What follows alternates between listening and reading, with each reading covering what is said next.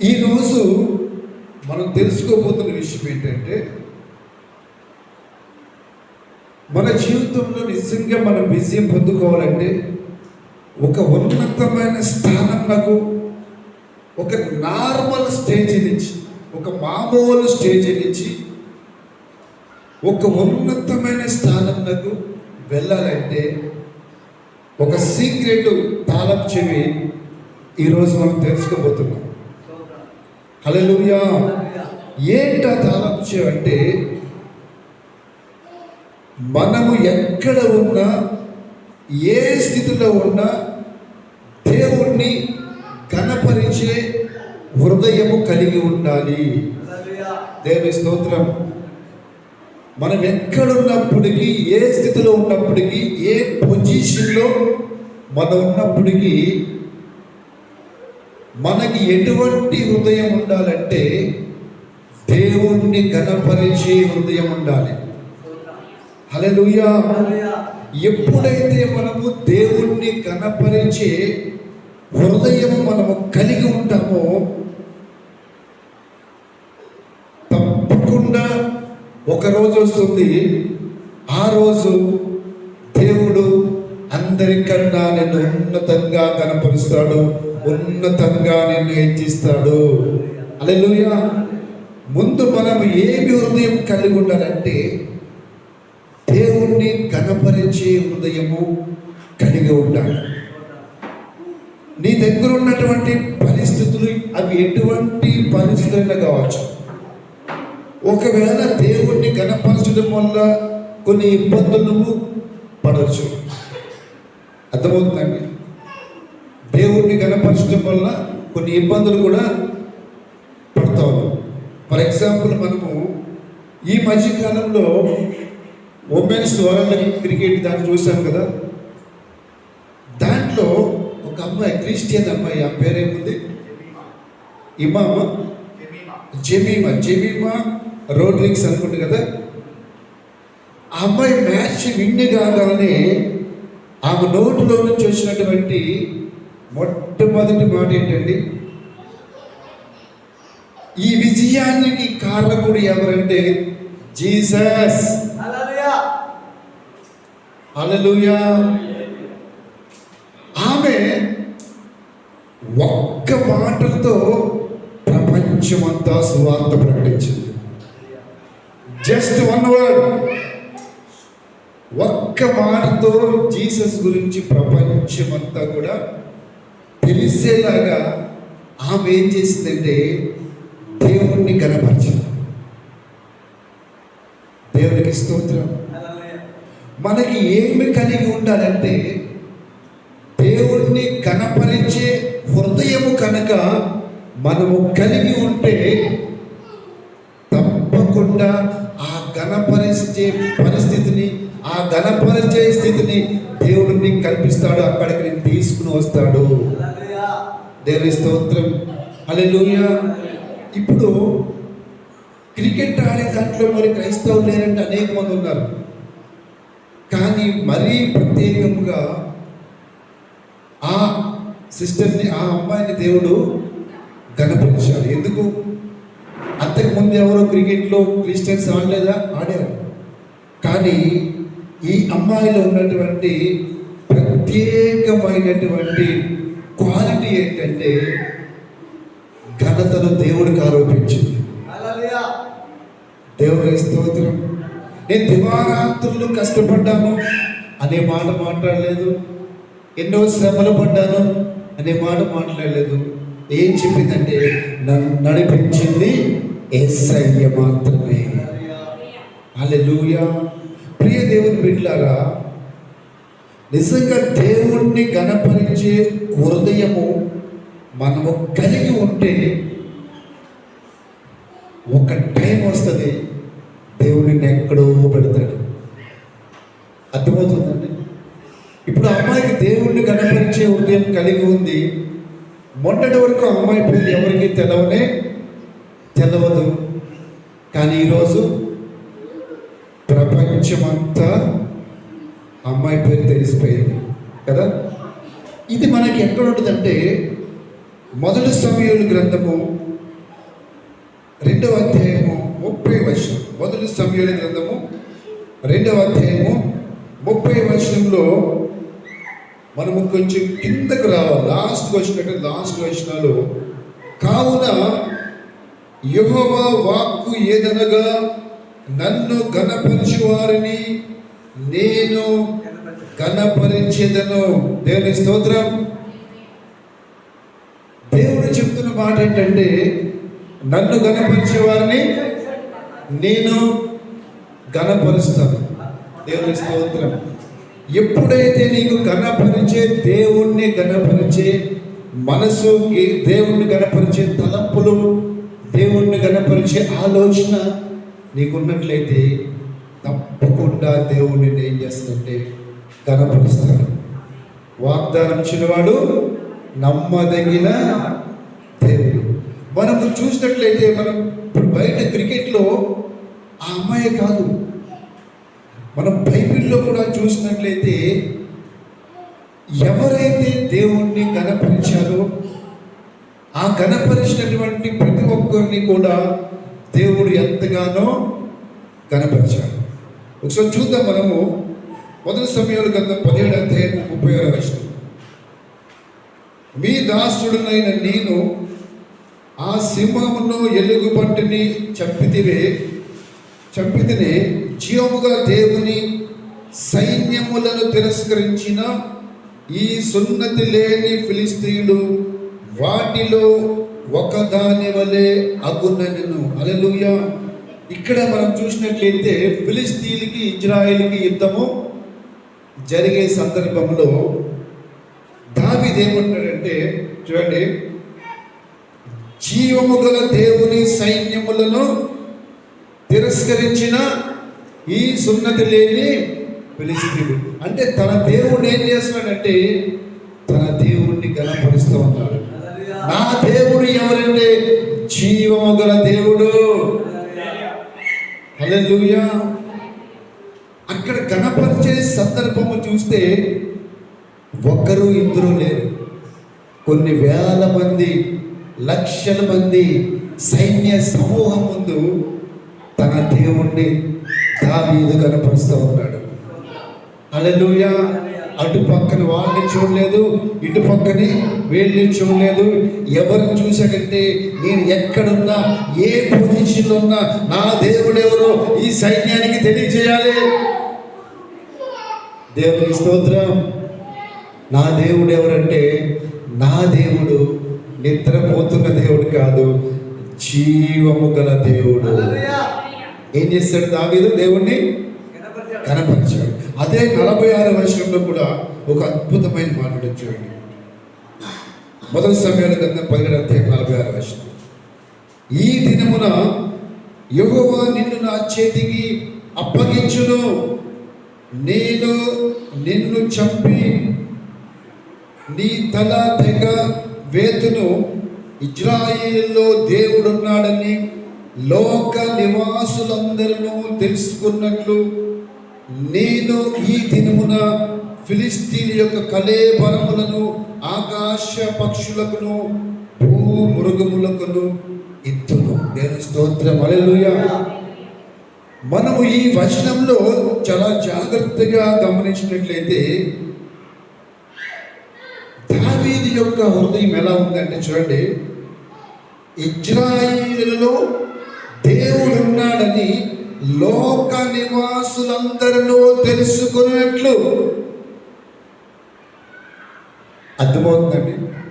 నా దేవుడెవరో ఈ లోకమంతటికి తెలియాలి. అర్థమవుతుందమ్మా? శరణ్, నా దేవుడెవరో ఎవరికి తెలియాలి? మనము పక్కింటోళ్ళకి చెప్పము, మన ఎదురింటోళ్ళకి మనము యేసు గురించి చెప్పము. మనం కొంతమంది ఎలా ఉన్నారంటే, క్రైస్తవులకు చెప్పుకోవడానికి కూడా సిగ్గుపడే వాళ్ళు ఉన్నారు. మేము యేసు ప్రభువుని నమ్ముకున్నామండి అని చెప్పడానికి కూడా కొంతమంది సిగ్గుపడే వాళ్ళు ఉన్నారు.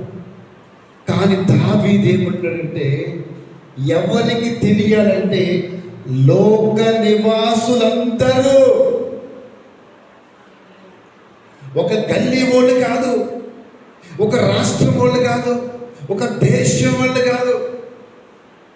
ఎంత పౌరుషంగా మాట్లాడారు చూడండి. ఇజ్రాయేలులో దేవుడు ఉన్నాడని లోక నివాసులందరూ తెలుసుకున్నట్లు. అంటే నా దేవుడు ఎవరో ఈ లోకంలో అందరూ తెలుసుకోవాలి. దేవుని స్తోత్రం. ఇటువంటి డిజైర్ కలిగి ఉండాలి మనం. అర్థమైందండి? ఇటువంటి స్పిరిట్ కలిగి ఉండాలా. నా దేవుడు ఎవరో నా గల్లీ మొత్తం తెలుసుకోవాలా. హల్లెలూయా. నా దేవుడు ఎవరో నా రాష్ట్రం మొత్తం తెలుసుకోవాలా. నా దేవుడు ఎవరో నా దేశం మొత్తము తెలుసుకోవాలా. ఇక్కడ మనం గమనించినట్లయితే దావీదు ఓన్లీ ఫిలిస్తీన్ మాత్రమే తెలుసుకోవాలన్నాడా? ఓన్లీ ఫిలిస్తీన్ మాత్రమే తెలుసుకుంటే చాలన్నాడా? అనలేదు. ఎవరు తెలుసుకోవాలంట?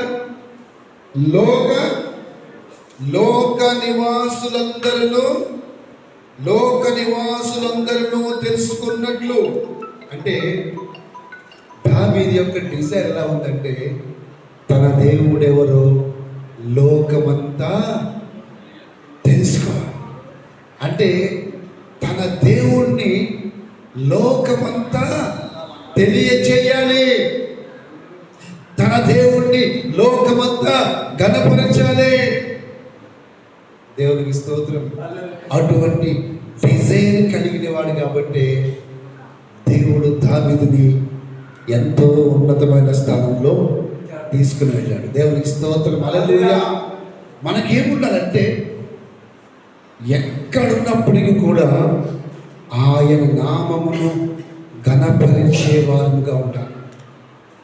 మనం ఆఫీస్లో ఉన్నా, మన ఇంట్లో ఉన్నా, మనం పెళ్ళికి వెళ్ళినా, లేకపోతే ఇంకో పని మీద వెళ్ళినా, నువ్వు ప్రయాణంలో ఉన్నా, నువ్వెక్కడున్నా ఎవరిని కనపరచాలి? యేసయ్యను మాత్రమే కనపరచాలి. మనం ఎవరిని కనపరుస్తామంటే, నేనెవరో తెలుసా? మా వంశం ఎవరో తెలుసా? అసలు మా తాత ఎవరో తెలుసా? మా ముత్తాత ఎవరో తెలుసా? మా తాత మూతి మీద నిమ్మకాయ నిలబెట్టేవాడండి. అర్థమవుతుందా? ఈ టైంలో మనం ఎవరిని కనపరుస్తామంటే మన తాత ముత్తాతలను కనపరుస్తాం. మనం బయట సినిమాల్లో కూడా చూస్తూ ఉంటాం, తొడగొడతారా మా వంశమే తెలుసా? అవునే కదా? అంటే వాళ్ళు ఎవరిని కనపరుచుకుంటున్నారు? మనుషుల్ని కనపరుస్తున్నారు. వాళ్ళ తాతని, వాళ్ళ ముత్తాతని. సాధారణంగా ప్రతి ఒక్కరికి ఉంటుంది, ఇది ఉండదు. ఒకరింటికి ప్రేయర్ చేయడానికి వెళ్ళాలి. ఒకరింటికి ప్రేయర్ చేయడానికి వెళ్తే వాళ్ళ ఇంట్లో దేవుడు వాక్యాలు కన్నా వాళ్ళ అమ్మమ్మ ఫోటో, వాళ్ళ నాన్నమ్మ ఫోటో, వాళ్ళ తాత ఫోటో, వాళ్ళ ముత్తాత ఫోటో అన్నీవే. ఇంటి చుట్టూ అవే ఫోటోలు. దేవుడు వాక్యాలు లేవు ఎక్కడ. అంటే దేన్ని హెచ్చిస్తున్నారు వాళ్ళు? మనుష్యుల్ని హెచ్చిస్తున్నారు. వాళ్ళ యొక్క వంశాన్ని హెచ్చిస్తున్నారు. మాటల సందర్భంలో మా తాత వేసిన డ్రాయింగ్ అండి, మా తాత వేసిన డ్రాయింగ్ ఇంత గొప్ప ఉంది, తాత వేసిన డ్రాయింగ్. దేవునికి స్తోత్రం. హల్లెలూయా. ఎవరిని కనపరుస్తున్నాం ఈరోజు మనము ఎక్కడున్నా, ఎవరితో మాట్లాడినా కేవలం యేసయ్యను మాత్రమే ఘనపరిచే విధంగా మనం ఉండాలి. అది ఎటువంటి స్థితి అయినా, ఎటువంటి పరిస్థితి అయినా. మనం ఈ రీతిగా బైబిల్లో చూసుకున్నట్లయితే శద్రక్ మేషక్ అబేద్నెగోలు ఏం చేశారు? అగ్నిగుండంలో వేసినా సరే ఏమన్నారు? రక్షించినా నా దేవుడే, రక్షించకపోయినా నా దేవుడే. రక్షిస్తే ఓకే, రక్షించకపోయినా ఆయనే దేవుడు. హల్లెలూయా. అటువంటి డిజైర్ కలిగి ఉన్నారు కాబట్టి మంటలో వేసినా కూడా ఆ మంటలోకి యేసు వచ్చేసాడు. దేవుని స్తోత్రం. హల్లెలూయా. అటువంటి డిజైర్ మనము కలిగి ఉండాలని దేవుడు కోరుకుంటా ఉన్నాడు. ఇప్పుడు అమ్మాయి చూసినట్లయితే ఆ క్రికెట్లో ఆ అమ్మాయి అట్లా చేసినందుకు చాలా కోల్పోయి ఉండొచ్చు. గవర్నమెంట్ వాళ్ళు ఇచ్చి కొన్ని కోల్పోయి ఉండొచ్చు. ఎందుకంటే పార్షియాలిటీతో ఏం చేస్తారంటే కొన్ని ఆపేస్తారు వాళ్ళు. అదే వేరే వాళ్ళకు ఈ పాటికి అయ్యగారు పెద్ద పెద్ద అయ్యగారులు ఫోటో దిగి పెద్ద పెట్టేసి పెద్ద హంగామా చేసి హడావుడి చేసేవారు. మరి అమ్మాయికి తెలీదా ఈ స్టేడియంలో ఈ గ్రౌండ్లో యేసయ్య పేరు చెప్తే తర్వాత నాకేమన్నా ప్రాబ్లం అవుతుందేమో అనుకుందా? అనుకోలేదండి. ఎవరిని కనపరిచింది? దేవుణ్ణి కనపరిచింది. హల్లెలూయా. దేవుడు ఏం చేస్తాడంటే మనకి కొన్ని అవకాశం ఇస్తాడు. ఆయన్ని కనపరిచే అవకాశం నీకు ఇస్తాడు. ఆయన్ని కనపరిచే అవకాశం నీకు ఇచ్చినప్పుడు ఆ అవకాశాన్ని తీసుకుని ఆయన గనక నువ్వు కనపరిస్తే ఒక టైం వస్తుంది, తప్పకుండా నీ రుణము ఆయన తీర్చుకుంటాడు. నువ్వెక్కడున్నప్పటికీ ఆయన నిన్ను కనపరుస్తాడు. దేవునికి స్తోత్రం. హల్లెలూయా. బైబిల్లో అనేక మంది మనకి సాదృశ్యముగా ఉన్నారు. అలాగే మనం చూద్దాం కీర్తన గ్రంథము 18వ కీర్తన 50వ వచనం చూద్దాం. కీర్తన 18:7. నీవు నియమించిన రాజునకు గొప్ప రక్షణ కలుగు చేయవాడవు, అభిషేకించిన దావీదునకును అతని సంతానమునకును నిత్యము కనికరము చూపు వాడవు. దేవుని స్తోత్రం. అయితే దావీదు దేవుణ్ణి కనపరిచినందుకు దావీదు మీదకి ఏమొచ్చిందండి? ఘనత వచ్చింది. ఘనతతో పాటు ఏమొచ్చిందంటే చూడండి, దావీదునకును అతని సంతానమునకును నిత్యము కనికరం. ఏమొచ్చింది? డిస్టర్బెన్స్ అవుతుంది అన్న. ఏమొచ్చిందండి? నిత్యము. అబ్బా ఇంటున్నారా? నిత్యము కనికరం వచ్చిందంట. అంతేకాదు ఇంకేమొచ్చింది చూడండి, 2వ సమూయేలు గ్రంథం 7వ అధ్యాయము 8వ వచనం. కాబట్టి నీవు నా సేవకుడు దావీదుతో ఇలాగు చెప్పుము, సైన్యములకు అధిపతియగు యెహోవా నీకు సెలవిచ్చింది ఏమనగా, గొర్రెల కాపులోనున్న నిన్ను గొర్రెల దొడ్డులో నుండి తీసి ఇజ్రాయేలులను నా జనుల మీద అధిపతిగా నియమించింది. నీవు పోవు చోట్లను నీకు తోడుగా ఉండి నీ శత్రువులందరినీ నీ ఎదుట నిలవకుండా నిర్మూలనము చేసి లోకములోని గనులైన వారికి కలుగు పేరు నీకు కలుగ చేసి ఉన్నాను. హల్లెలూయా. అంటే లోకంలో ఎవ్వరికి లేనటువంటి గొప్ప పేరు ఎవరికి వచ్చిందంట? దావీదుకు వచ్చింది. ఇక్కడ 2 విషయాలు మనం గుర్తుపెట్టుకోవాలి. ఏంటంటే దావీదు దేవుడి గురించి ఏమన్నాడు? దావీదు దేవుడి గురించి ఏమన్నాడు? ఫస్ట్ చెప్పాలా? ఇప్పుడే చెప్పాడు. దావీదు దేవుడి గురించి ఏమన్నాడు? ఇక్కడే ఉన్నారు అందరూ, చెప్పాలా? మంచి గిఫ్ట్ ఇస్తాను మీకు. దావీదు దేవుడి గురించి ఏమన్నాడు? ఎందుకు చెప్తున్నానంటే ఇక్కడ దావీదు మాటకి దేవుని మాటకి కనెక్షన్ ఉంది. అర్థమవుతుంది? దావీదు మాటకి దేవుడి మాటకి కనెక్షన్ ఉంది. ఏంటా కనెక్షన్ అంటే, దావీదు ఏమన్నాడు తెలుసా?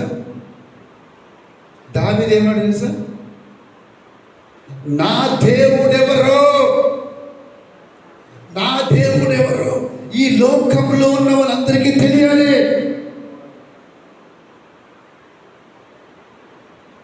దావీదు డిజైర్. ఈ లోక నివాసులందరికీ నా దేవుడు సజీవుడని ఈ లోకానికి తెలియాలి. ఎవరు తెలియాలంట? పక్కింటోళ్ళుగా, ఎదురింటోళ్ళుగా. ఎప్పుడైనా మనం డిజైర్ కలిగి ఉన్నామా? మా ఊరిలో అందరికీ యేసయ్య ఎవరో తెలియాలి, మా గల్లీలో యేసయ్య ఎవరో తెలియాలి, ఈ హైదరాబాద్ సికింద్రాబాద్ పట్టణంలో నా యేసయ్య ఎవరో తెలియాలి. ఉందా డిజైర్? మా జిల్లాలో యేసయ్య ఎవరో తెలియాలి. దేవునికి స్తోత్రం. మాట కరెక్ట్ క్యాచ్ చేయండి మీరు.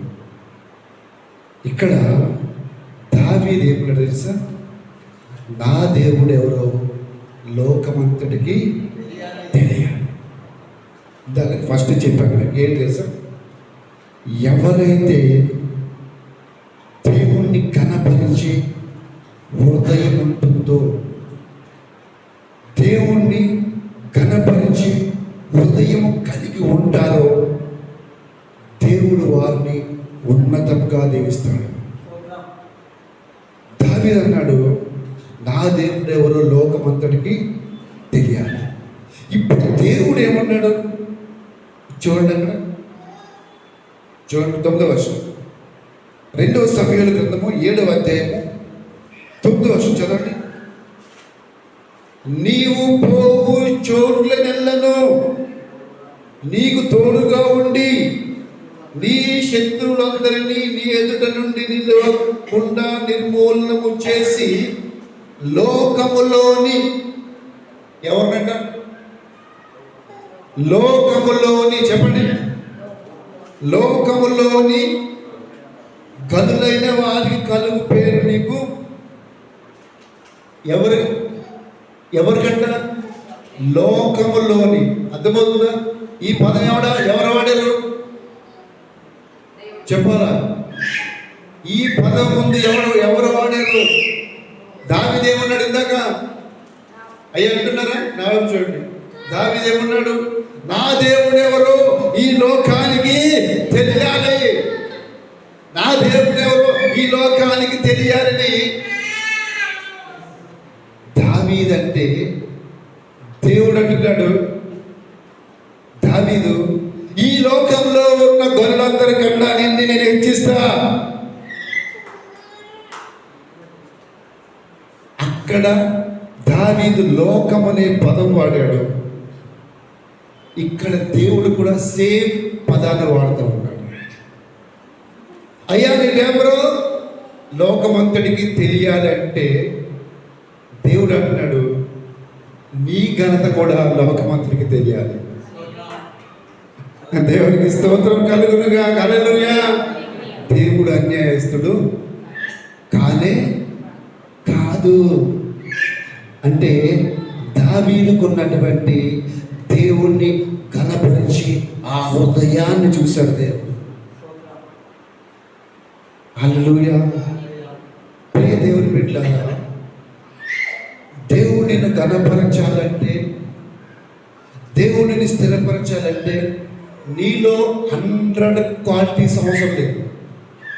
100 క్వాలిటీస్ అవసరం లేదు. దేవుడు మనసు దోచుకునే ఒక మంచి క్వాలిటీ నీలో ఉంటే దేవుడిని ఉన్నతమైన స్థానంలోకి లేపేస్తాడు. హల్లెలూయా, హల్లెలూయా. మనం బైబిల్ కొత్త నిబంధనలో కూడా చూసినట్లయితే శిష్యులందరూ ఉంటారు, యేసయ్య సముద్రం మీద నడుస్తూ ఉంటాడు, అందరూ మామూలుగానే అలాగే ఉంటారు. కానీ పేతురు ఏమంటాడు? అయ్యా నేను కూడా నడిచి వస్తాను. నడిచి వచ్చాడా? కొంచెం దూరం వచ్చాడు, అటు ఇటు చూశాడు, ఏమైంది? మునిగిపోయాడు. దేవుడు కోపడ్డా? నీకు నడవాలనే విశ్వాసము కొంచెం ఉంది కదా పేతురు, అది చాలు. ఆ కొంచెం విశ్వాసం చాలు, నువ్వు పడిపోయినా నేను పైకి లేపుతాను. దేవుడిని పైకి లేపాలంటే కొంచెం బెటర్ ఫెయిత్ నీలో ఉంటే చాలు, దేవుడు లేపేస్తాడు. ఎవరిని హెచ్చించలేనటువంటి స్థాయికి నిన్ను దేవుడు లేపేస్తాడు, పైకి లేపుతాడు. అదే పేతుర్ని ఏం చేస్తాడు? నీ మీదే నా సంఘాన్ని కడతాను, పేతురునే బండ మీద నీ సంఘాన్ని కడతాను. మరి పేతురులో బలహీనతలు లేవా?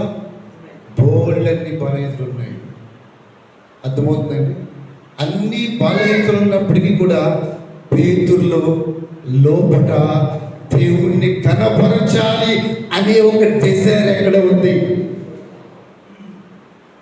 నా దేవుణ్ణి కనపరచాలి. దేవుని స్తోత్రం.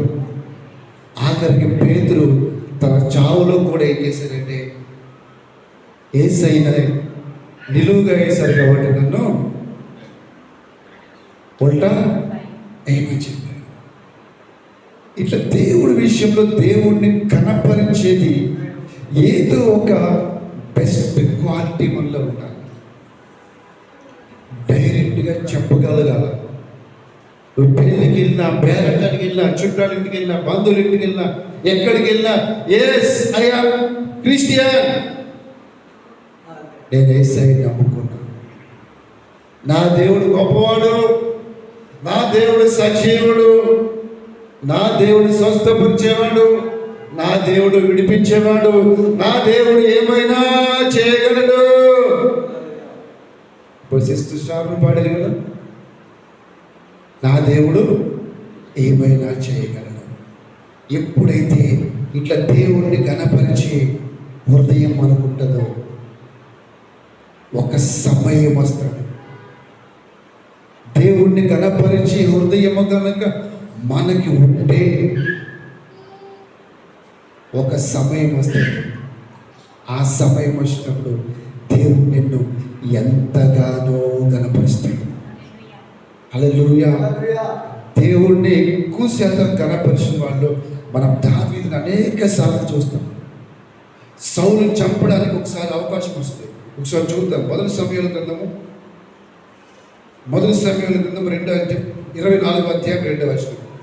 అప్పుడు సౌలు ఇజ్రాయేల్ అందరిలో నుండి 3000 మందిని ఏర్పరచుకుని వచ్చి కొండ మేకలకును వాసములకు శిలాపర్వతముల మీద దావీదుని అతని జనులను వెతుకుటకై బయలుదేరను.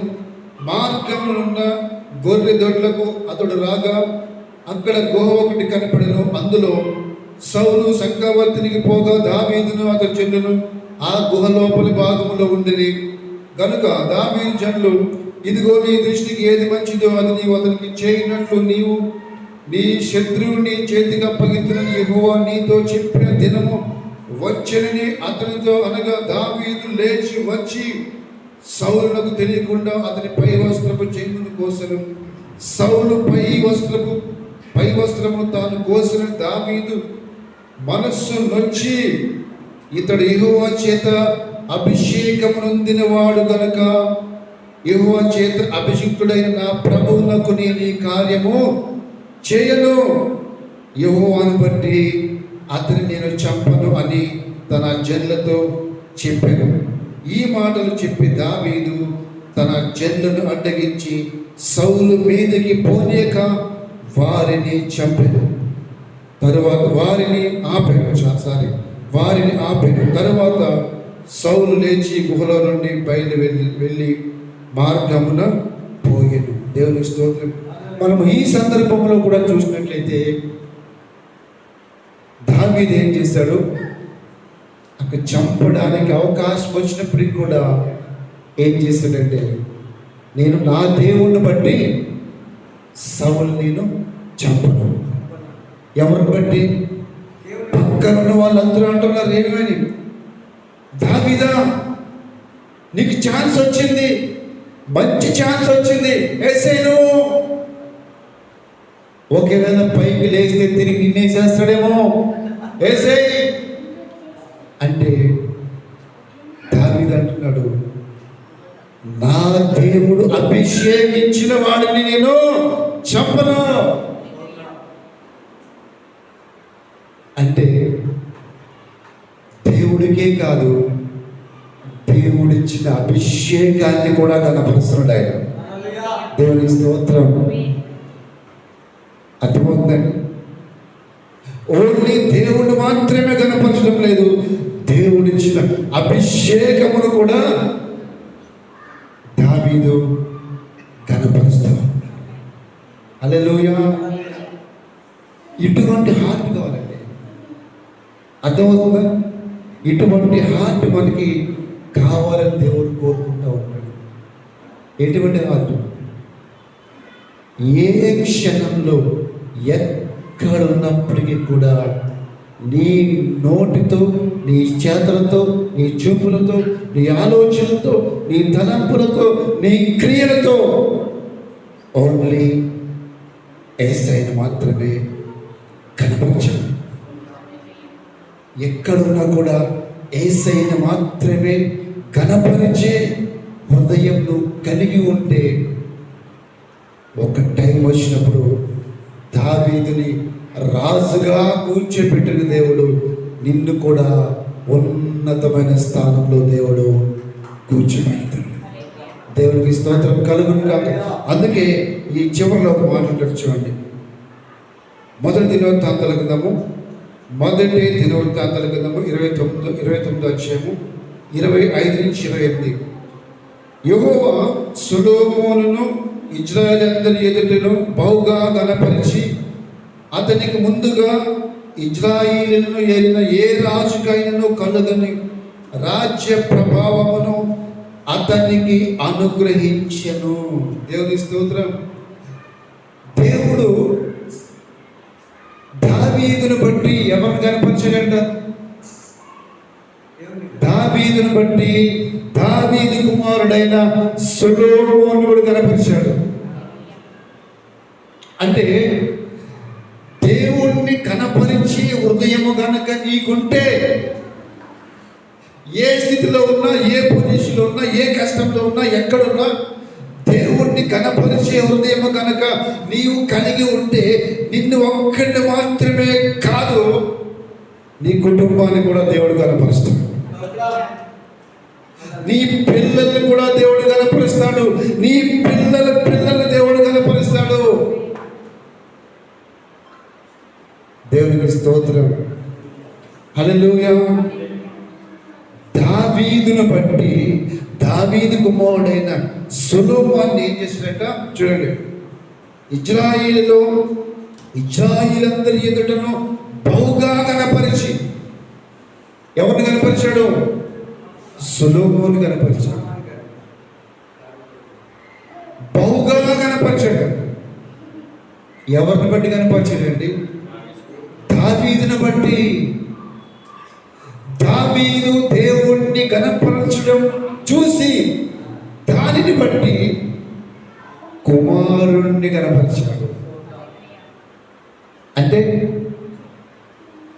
నీ పిల్లలు కనపరచబడాలంటే ఆ కీ నీ చేతిలో ఉంది. ఆ తాళం ఎవరి చేతిలో ఉంది? నీ చేతిలో ఉంది. హల్లెలూయా. ఇప్పుడు నీవు దేవుణ్ణి కనపరిచే హృదయం కలిగి ఉంటే, ఫ్యూచర్లో దేవుడు నిన్ను ఉన్నతమైన స్థానంలో కూర్చోబెడతాడు. అంత మాత్రమే కాదు, నీ తర్వాత నీ పిల్లల్ని దేవుడు కనపరుస్తాడు. దేవుడు ఎంత మంచివాడంటే, ఒక మనిషిని దీవించినప్పుడు నువ్వు దీవించబడదు కాక, నువ్వు అక్కడవే దీవించబడదు కాక, నువ్వు అక్కడవే బాగుపడదు కాక అనడు. అర్థమవుతుందండి? అనడు. అలా ఏమంటాడు తెలుసా? అబ్రహాము దీవించినప్పుడు, అబ్రహామా నిన్ను, నీ పిల్లలను, నీ సంతానమును యుగాంతం వరకు దీవిస్తాను. పిల్లలను అబ్రహామా నువ్వు అనేక మందికి ఆశీర్వాదకరంగా ఉంటావు. అంటే నువ్వు ఒక్కడివే బిల్డింగ్ కట్టుకుని ఇల్లు కట్టుకుని ఉండడం కాదు. ఎలా ఉంటావంట? అనేక మందికి ఆశీర్వాదకరముగా, దీవెనకరంగా ఉంటావు. అంటే దేవుడిచ్చే ఘనత ఈ విధంగా ఉంటుంది. ఎప్పుడైతే దేవుణ్ణి మనం కనపరుస్తామో, దేవుణ్ణి దేవుణ్ణి మనం గణపరిచినప్పుడు, సమయం వచ్చినప్పుడు దేవుడు ఏం చేస్తాడు తెలుసా? నువ్వు ఉన్న ప్రాంతంలో, నువ్వు ఉన్న ఉద్యోగంలో, నువ్వు ఉన్న పొజిషన్లో దేవుడు నేను ఉన్నతమైన స్థానంలో పెడతాడు. బైబిల్లో అనేక మంది మనకి ఉదాహరణగా కనిపిస్తారు. ఈవెన్ మనము దానియేలు తీసుకున్నాం, ఎవరు తీసుకున్నా కూడా వారందరూ మామూలు పొజిషన్ ఉన్నారు. యోసేపు కూడా మామూలు పొజిషన్ ఉన్నాడు. తప్పు చేయడానికి అవకాశం దొరికింది, అయినా సరే నా దేవుడు చూస్తాడని చెప్పి తప్పు చేయలేదు, దేవుణ్ణి కనపరిచాడు. ఒక టైం వచ్చింది, దేవుడు యోసేపుని ఎంతగానో కనపరిచాడు. హల్లెలూయా. ఇప్పుడు ఆ క్రికెట్లో ఆడిన అబ్బాయికి ఉన్నటువంటి ఆ సీక్రెట్ ఏంటంటే, మ్యాచ్కి వెళ్ళే ముందు కూడా పాస్టర్ గారితో ప్రార్థన చేయించుకుందంట. తెలుసా? ఎన్నో అవమానాలు పడింది ఆ అమ్మాయి, ఎన్నో నిందలు పడింది. యాక్చువల్గా తీసేయడానికి కూడా డిసైడ్ అయిపోయారు. కానీ ఆ అమ్మాయి ఆ అవమానాల్లో, ఆ నిందల్లో చేసిన పని ఏంటంటే, ఎటువంటి స్టేట్మెంట్లు ఇవ్వలేదు, కానీ చేసిన పని ఏంటంటే, అమ్మాయి కన్నీటితో ప్రార్థన చేసిందండి. అదే కన్నీరు అక్కడ మ్యాచ్ అయిపోయిన తర్వాత కూడా ఆ అమ్మాయి నోట్లోంచి, ఆ అమ్మాయి గంటలోంచి అదే కన్నీరు వచ్చింది. దేవుడు ఏం చెప్తారంటే, నన్ను కనపరిచి వారిని ఒకవేళ ఇప్పుడు అవమానం పడుతున్నానేమో, ఇప్పుడు నిందలు పడుతున్నానేమో, కానీ సమయం వచ్చినప్పుడు నిన్ను నేను కనపరుస్తాను. హల్లెలూయా. దేవునికి స్తోత్రం. ఇంకో వర్షం చదువుకుని మనం ముగించుకుందాం. చూడండి, మత్తయి సువార్త 1వ అధ్యాయం 1వ వర్షం. ఇంకా చాలా ఉంది కానీ సమయం మనకు సరిపోదు. మత్తయి సువార్త 1వ అధ్యాయం 1వ వర్షం చదువుకుందాం. అబ్రహాము కుమారుడగు దావీదు కుమారుడైన యేసుక్రీస్తు వంశావళి. దేవుని స్తోత్రం. అంటే దావీదు దేవుణ్ణి గణపరిచినందుకు దేవుడు ఎంత గొప్పగా గణపరచబడాడు చూడండి. దేవుడు ఎంత గొప్పగా దావీదుని గణపరిచాడు. లాస్ట్కి ఏమైపోయాడు దేవుడు? ఎవరు కుమారుడు అయిపోయాడు? దావీదు కుమారుడు. అంటే దావీదు దేవుణ్ణి గణపరిచిన దానికన్నా చెప్పాలంటే నా దృష్టిలో 100 రెట్లు 1000 రెట్లు ఎక్కువగా దేవుడు దావీదుని కనపరిచాడు. అవునా కదా? ఇప్పుడు బైబిల్ ఉన్నంత కాలము ఈ వచనం ఉంటుంది. అవును, ఏముంది ఇక్కడ? అబ్రహాము కుమారుడగు దావీదు కుమారుడైన యేసుక్రీస్తు. మరి మనం గమనించినట్లయితే యేసుక్రీస్తు దావీదు కుమారుడా? ఇంకా చాలామంది ఉన్నారు. దావీదు తర్వాత ఇంకా సొలొమోను, ఇంకా పిల్లలు ఇంకా చాలామంది ఉన్నారు. అయినప్పటికీ వాళ్ళందరినీ పక్కన పెట్టాడు, దావీదుని ముందు పెట్టాడు. దేవునికి స్తోత్రం. హల్లెలూయా. ఎందుకంటే దావీదు తర్వాత వచ్చిన వాళ్ళు దావీదు అంతగా ఎవరు దేవుడిని కనపరచలేదు. ఒకవేళ దావీదు తర్వాత వచ్చిన వాళ్ళు ఎవరైనా దావీదు కన్నా ఇంకా గొప్పగా కనపరిచుంటే వాళ్ళ పేరు ముందుకు వచ్చేది, దావీదు పేరు వెనక్కి వెళ్ళిపోయేది. దేవుని స్తోత్రం. హల్లెలూయా. కాబట్టి ప్రియ దేవుని బిడ్డలారా, మనకేం కావాలంటే ఎక్కడున్నా మళ్ళా పరిశుద్ధాత్మ దేవుడు తెలియజేస్తూ ఉన్నాడు, మనము ఎక్కడున్నా మనకి విజయానికి సీక్రెట్ ఏంటంటే, ఓన్లీ ఏ పొజిషన్లో ఉన్నా, ఏ కష్టంలో ఉన్నా, ఏ ఇబ్బందులో ఉన్నా మనము దేవుణ్ణి ఘనపరిచే హృదయము కలిగి ఉండాలి. అప్పుడేమవుతుందంటే మనకు తెలియకుండానే దేవుడు అనేకమైన ద్వారాలు తెరుస్తాడు. అందుకే అంత మాత్రమే కాదు, దావీదు తర్వాత దావీదు పిల్లల కంట యుగాంతం వరకు వారిపైన కృప కనికరం వచ్చింది అంట. వారి పిల్లలు దీవించబడ్డారు. ఎంతగా దీవించబడ్డారంటే సొలొమోను కంటే ముందు అంత గొప్ప రాజు ఎవరు లేరు, తర్వాత ఇప్పటి వరకు కూడా ఎవరు లేరు. అంత ఆశీర్వాదం ఎందుకు వచ్చిందంటే ఓన్లీ దేవుణ్ణి దావీదు ఘనపరచడం ద్వారా. ప్రియ దేవుని బట్టి ఈరోజు ఒకవేళ ఉన్నతమైన స్థానానికి వెళ్ళాలనుకుంటున్నావా, మంచి పొజిషన్కి వెళ్ళాలనుకుంటున్నావా, నీ జీవితంలో మంచి విజయం నువ్వు చూడాలనుకుంటున్నావా, నువ్వు చేసిన ఉద్యోగంలో కానీ, మీ ఊర్లో కానీ, మీ పట్టణంలో కానీ, మీ రాష్ట్రంలో కానీ ఎక్కడున్నా నువ్వు చేయాల్సిన పని ఏంటంటే యేసయ్యను గణపరిచే హృదయము కలిగి ఉండాలి. అటువంటి హృదయము కలిగి ఉండాలని దేవుడు మనందరి నుంచి కోరుకుంటున్నాడు. అటువంటి హృదయమును దేవుడు మనందరికీ దయచేయుగాక. ఈ కొద్ది మాటలు దేవుడు దీవించును గాక. ఆమేన్. ఇప్పుడు మనం బలలోకి వెళ్తున్నాం.